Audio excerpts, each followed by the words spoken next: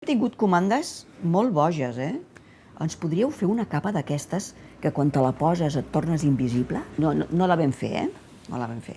Vam dir que no, que li costaria massa car.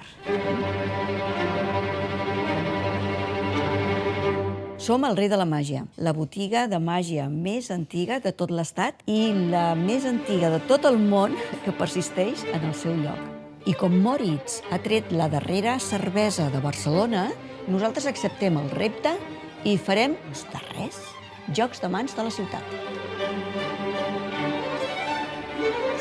Aquest serà el primer, mireu. Aprendrem a fer cervesa.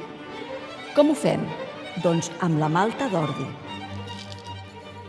Aquesta cervesa la farem així, li posarem una cosa molt estranya i molt màgica, que és el llúpol.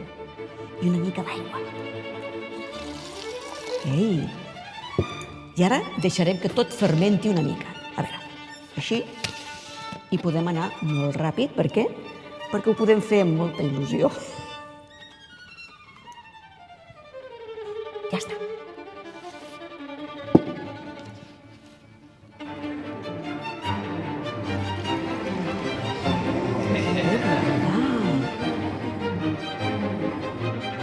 El Rei de la Màgia es va obrir el 1881, tal com diu el rètol de la façana. De gent curiosa, de coses que han passat aquí a la botiga, és immens. Una vegada que va venir una comitiva de Hollywood, van estar mirant la botiga i al cap de, no recordo quant de temps, quants mesos, doncs van estrenar Harry Potter. I si mireu la primera pel·lícula, trobareu una similitud amb la botiga on va comprar la vareta màgica en Harry Potter.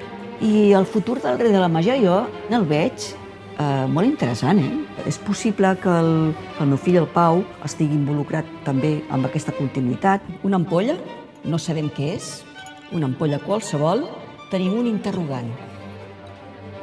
Atenció.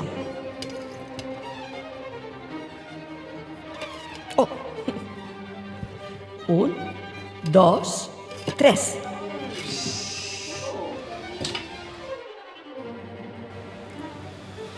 El Rei de la Màgia presenta Moritz 7.